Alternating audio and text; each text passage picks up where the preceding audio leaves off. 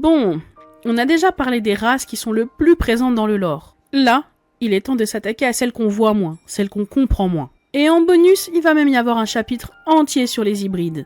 Mais pas les hybrides de base, hein. Les hybrides entre deux races non humaines. Parce que là, c'est des petits trucs là, il y en a pas beaucoup, mais ça devient vraiment hyper intéressant. Les longues jambes. Oda, il en a rien eu à foutre, c'est exactement ce que son nom indique. Vraiment, rien de compliqué, hein. C'est des humanoïdes avec des jambes disproportionnées. Contrairement aux longs bras, eux, ils ont une seule articulation par jambe, comme les humains normaux en fait, mais la différence c'est que eux, ça représente une beaucoup plus grande partie de leur hauteur totale. Ce qui leur donne à la fois une très grande portée et une force de frappe considérable. Ceux qui les ont affrontés dans des arènes de combat décrivent leurs jambes comme des fouets métalliques, carrément. Ils ont généralement des tatouages caractéristiques sur leurs jambes, de la même façon que les serpentins ont des tatouages sur le cou. Leur pays d'origine, c'est un peu un mystère, ça n'a pas été mentionné. Mais il y en a sûrement un, puisque la plupart du temps, quand il y a une race particulière, ils ont leur propre pays et donc leur propre île. Mais on sait quand même qu'il existe des fabricants de vélos exprès pour leur morphologie. Par contre, un petit peu plus triste, leur relation avec les longs bras, elle est clairement hyper hostile. Mais cette hostilité, elle n'est pas non plus universelle, ça représente pas la vie de tous les longs bras et tous les longues jambes. Il y en a certains qui coopèrent entre eux. Et un petit fait assez triste, au niveau des esclaves qui sont vendus sur Sabaody, ils ont la même valeur que les minx, les longs coups et les tontata. Pour les exemples, comme d'habitude, on va parler des enfants de Big Mom, je suis désolée, on est obligé. Mais cette fois, c'est un peu intéressant parce que c'est un de ses commandants sucrés, donc un de ses lieutenants, les plus hauts gradés dans l'équipage de Big Mom. Il y a Charlotte Smoothie, celle qui est capable de presser les gens là, c'est une longue jambe. Enfin, le truc, c'est que forcément, c'est une hybride, vu que sa mère, c'est Big Mom qui est une humaine. Par contre, il y a Blue Gilly, qu'on a vu sur Dressrosa, lui, a priori, c'est un 100%. On n'a pas eu d'infos contraires, en tout cas. Ensuite, après les longues jambes, on va parler des longs bras. Eux, par contre, ils ont vraiment deux articulations, donc une de plus au niveau des bras. En fait, ils ont deux coudes. Et ça, bien sûr, ça leur donne une allonge au niveau du bras bien supérieure à la normale. Ils sont inspirés d'une créature légendaire dans le folklore japonais, le Tanaga-jin, pardon pour la prononciation, faut pas choper ma veste. Bref, en gros, ils sont l'inverse des longues jambes. Et ils ont d'ailleurs une rivalité qui dure depuis des milliers d'années. Ils sont musiciens, combattants, commerçants, et leur culture semble valoriser l'artisanat, donc le fait d'utiliser leurs mains. Et surtout, c'est la tribu des longs bras qui a aiguisé la lame de Brook. Sa canne épée là, le Soul Solid. Ça, c'est bien la preuve qu'ils sont des maîtres dans leur domaine. Ils ont pas d'île officielle, en tout cas pas d'île connue. Par contre, on sait qu'ils ont kidnappé Brook pour en faire une attraction. Et ils l'ont gardé comme une star musicale pendant 2 ans. Tout ça jusqu'à ce que Brook devienne Soul King, qu'on connaît, une rockstar célèbre dans tout le Nouveau Monde. Et même à la fin, ils ont voulu le trahir pour le vendre à la marine quand ils ont compris que Brook allait partir, et c'est ses fans qui l'ont sauvé. Donc, en exemple, il y a les 3 managers de Brook, on connaît pas leur nom, il me semble, en tout cas moi j'ai pas trouvé.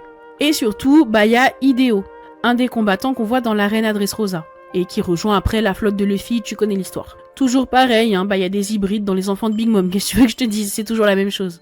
Maintenant, on va s'attaquer à la tribu des 3 yeux. Et là, je trouve que déjà, c'est une tribu un peu plus connue, aussi parce qu'ils ont un attribut vraiment particulier, et qui leur offre un pouvoir particulier. La tribu des 3 yeux, c'est une des tribus les plus mystérieuses dans l'univers de One Piece. Et du coup, c'est potentiellement l'une des plus importantes pour la saga finale. Physiquement, ils ressemblent à des humains normaux, à une exception près. Au milieu du front, ils ont un 3e œil en plus. La plupart du temps, ce 3e œil, il est fermé. Et surtout, ouvert ou fermé, ils ont besoin de l'éveiller pour accéder à ses pouvoirs. À ma connaissance, pour la tribu des 3 yeux, on n'en a jamais vu de pur, on n'a vu que des hybrides. Et, comme à chaque fois en fait, l'hybride en question, c'est un enfant de Big Mom. C'est Pudding. Pudding, comparé à d'autres dont on vient de parler, elle est beaucoup moins oubliable. Déjà parce que je veux rien savoir, ce sera la femme de Sanji, la femme officielle et unique, et croyez-moi que quand il va se mettre avec elle pour de vrai, il regardera plus jamais les autres femmes. Bref, je me disperse. Pudding, là, actuellement, elle a été enlevée par Barbe Noire, justement à cause de son 3e œil. Et puis de toute façon, Big Mom, c'était le but aussi. Elle a eu un enfant avec quelqu'un de la tribu des 3 yeux pour pouvoir lire les poneglyphes. Parce que oui, c'est ça le pouvoir du 3e œil. Ils peuvent entendre la voix de toute chose et donc ils peuvent, entre guillemets, lire les poneglyphes. Malheureusement tout ça, ça donne à Pudding une immense valeur pour tous les pirates les plus proches d'atteindre le One Piece. Mais comme je t'ai déjà dit dans l'autre vidéo, à mon avis, Barbe Noire, il va pas pouvoir la garder longtemps. En bref, on sait même pas comment elle est censée éveiller son 3e œil. On sait juste que ça doit se produire pour qu'elle puisse lire les poneglyphes. Comment ? aucune idée. Et le problème d'ailleurs, c'est que Pudding étant une hybride, c'est même pas sûr qu'elle puisse l'éveiller son troisième œil. En tant qu'hybride, sa capacité pourrait ne jamais s'éveiller. Vegapunk d'ailleurs, il nous a mentionné sur Egghead qu'il restait très peu de descendants des trois yeux. Et du coup, ça place tristement cette race un peu comme les Lunaria et les Boucaniers, en train d'être effacés par le monde. Maintenant, on rentre vraiment dans les races que franchement, je pense que t'as même carrément oublié qu'elles existent. Il est temps de parler des Serpentins. Eux, ils ont un coût disproportionné. Et c'est ça qui les rend bien plus grands qu'un humain normal. Ils sont généralement hyper maigres, avec des corps qui justement vont évoquer les serpents. Ils portent d'ailleurs souvent des colliers, voire des tatouages au niveau de leur cou pour bien marquer. En gros, ils en sont fiers. Leur rôle dans le lore, pour l'instant, il est inexistant, hein. Mais bon, comme pour toutes les races, Big Mom, elle a eu un mari serpentin. Donc comme d'hab, il y a des hybrides, hein, toujours pareil, enfant de Big Mom, je me répète, je suis désolée, je suis un peu obligée. Et il y a Charlotte Amande, évidemment comme d'hab, je te mets une image aussi, et voilà. On n'en sait malheureusement pas plus sur cette race. On sait pas s'ils ont une île ou autre, même si je pense pas, hein, à mon avis c'est comme les autres races dont on a parlé, ils sont un peu en voie d'extinction malheureusement. Ensuite, il est temps de parler des races encore plus niches, encore plus oubliées. Celles-ci, franchement, je pense que très peu se souviennent que ça existe. Les harpies. Oui, c'est bien une race à part entière. Bien sûr, on parle de créatures mi-humains, mi-oiseaux. Ils ont des torses et des têtes, d'humains, hein. Mais leurs bras et leurs mains sont remplacés par des ailes et des sortes de pattes, et leurs jambes sont carrément à 100% celles d'un oiseau. Dans la mythologie grecque, des harpies, il y en a 3. Il y en a 3 en tout et pour tout. Dans One Piece, on en a carrément vu qu'une seule. Et c'est important à noter, les harpies qu'on a vues sur Punk Hazard, c'est des créations de César, pas des créatures naturelles. Et le seul exemple connu, c'est Monet. Elle a été transformée en harpie par l'eau, tu sais, avec son fruit là, qui peut mélanger les gens, voilà, il en a fait une harpie. J'avais quand même envie d'en parler, mais oui, a priori, c'est pas une race réelle en fait. Maintenant, on va parler des hybrides qui ne contiennent pas d'humains. Déjà, les longs coups, c'est pas à confondre avec les serpentins. Les longs coups, ça a été mentionné récemment par Gaban. En gros, d'après le nom japonais, ça semblerait être un mélange entre les longs bras, les longues jambes et les serpentins. Et ils hériteraient donc potentiellement des 3 caractéristiques en même temps. Les longues jambes, la double articulation sur le bras et le cou extrêmement long. Tristement, ce qui est notable dans ce qu'on sait d'eux, c'est qu'ils souffrent d'énormément de discrimination. Et là, j'ai aucun exemple à te donner. Ils ont juste été mentionnés. Est-ce qu'on est vraiment sûr qu'ils existent? Non. Est-ce que ça pourrait être les serpentins que Oda a renommés entre-temps? Oui, ça pourrait. Maintenant, parlons des Wotans.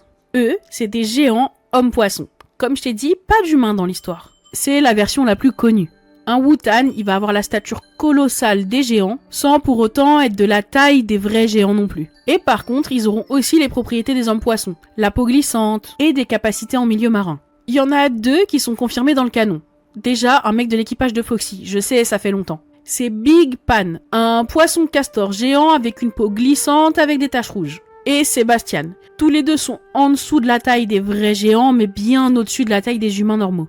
Ensuite, il y a les longs membres. Comme son nom l'indique, ça va être un hybride entre longs bras et longues jambes. Il y a un membre de cette tribu qui est montré emprisonné dans un des livres de Big Mom sur Whole Cake Island. C'est la seule apparition qu'on a vue dans le manga. Il y a aussi Gaban, mais il les mentionne uniquement. De toute façon, c'est normal qu'ils soient extrêmement rares puisque je te rappelle que les longs bras et les longues jambes, ils se détestent. Donc pour aller se reproduire ensemble, ça doit être très compliqué.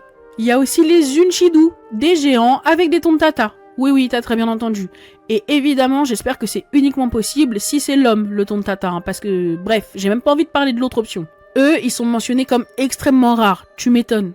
On n'en sait pas beaucoup plus, ils ont juste été mentionnés, mais on n'a aucun exemple. À ma connaissance, ce sont les seuls hybrides qu'on connaît qui n'incluent pas d'êtres humains. Mais j'ai quand même un dernier chapitre à te faire.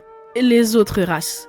Oui, j'accorde un chapitre aux races théoriques. Parce qu'après tout, les Lunaria sont apparus hyper récemment. Il est possible qu'Oda nous réserve d'autres surprises. Je vais pas t'inventer des noms sortis de nulle part, hein, faut pas abuser. Mais par contre, j'ai des idées de personnages qui pourraient venir d'une autre race, qu'on ne connaît pas pour le moment, qui n'a pas été mentionnée. Barbe Noire déjà. Ouais, je pense que c'est possible. Et c'est grâce à cette race particulière qui pourrait consommer plusieurs fruits du démon. Après tout, on sait toujours pas officiellement comment il a pu faire ça. Ensuite, il y a Kaido, et forcément Yamato qui serait elle-même un hybride. Il n'est écrit nulle part, à ma connaissance, que c'est un humain. Au contraire, on nous dit même que c'est la créature la plus forte du monde. Je sais bien que pour tous les persos, c'est pas précisé que c'est des humains. Mais pour Kaido, avec son physique, il y a quand même de quoi se poser des questions. Et puis au final, on sait rien du tout sur Kaido au niveau de ses parents, etc. Big Mom, on le sait, ses 2 parents c'était des humains, même des humains absolument banals. Donc oui, clairement, selon moi, Kaido, il pourrait être d'une race à part. Peut-être ne même pas être au courant lui-même, pourquoi pas. Après bon, son arc est passé, je pense pas qu'on nous en parlera encore. Et j'ai menti, j'ai 2 idées de race en fait. Déjà, les anges. Une race qui existerait bel et bien mais qui elle-même n'en a plus conscience. Là, on parlerait pas d'hybride. À partir du moment où un de tes 2 parents en était un, tu en es un. On s'en fout de savoir si le deuxième c'était un homme poisson, un géant, un humain, on s'en fout. Ils auraient une apparence humaine et ce serait fondu avec le reste. Et je pense qu'on pourrait peut-être en entendre parler plus tard. Oui, c'est une idée à moi, donc il y a très peu de chances que ça se produise, mais on sait jamais. Je me dis que certains pourraient découvrir qu'en fait, ils viennent d'une race qui descend directement des adorateurs des dieux, comme les boucaniers, mais encore plus haut en fait. Et aussi, je pense que les sylvestres pourraient exister. Je les appelle comme ça pour bien comprendre que ce serait une race extrêmement liée à la nature et à la forêt. Ce serait tellement bien, je suis désolée, j'avais quand même envie d'en parler. Bref, ce que tout ça nous dit sur One Piece. Oda a construit un univers où pratiquement toutes les races peuvent se reproduire entre elles, même les Tontatta et les géants. Et la plupart du temps, les hybrides humains X héritent des traits de l'autre race. Donc a priori, on parlerait de traits dominants. Les 3 yeux, les longs bras, etc. Ils ont toujours ces traits-là, même s'ils sont métissés avec un humain. Et ça, pour moi, c'est un choix narratif qui dit quelque chose d'hyper important. Dans ce monde, les caractéristiques non humaines sont dominantes génétiquement. Et tristement, les hybrides, c'est souvent les plus discriminés, parce qu'ils sont acceptés ni d'un côté ni de l'autre. Tout ça pour te dire que la discrimination, c'est un sujet principal de One Piece au final. Et c'est un sujet qui est pas tourné comme quelque chose de positif, je tiens à te le rappeler. Bref, voilà, on a fait le tour des races dans One Piece. Les plus connues et les plus oubliées également. Et honnêtement, il y en a peut-être même encore à découvrir comme je viens de te le dire. On est sur Elbaf actuellement, on n'est pas à l'abri de voir des dingueries. Dis-moi dans les commentaires quelle race tu voudrais voir, pourquoi pas dans One Piece, que tu l'inventes ou que tu la sortes d'un autre univers, ça ne me dérange pas du tout. Oublie pas de t'abonner, de laisser un like si la vidéo t'a plu et je te dis à très vite.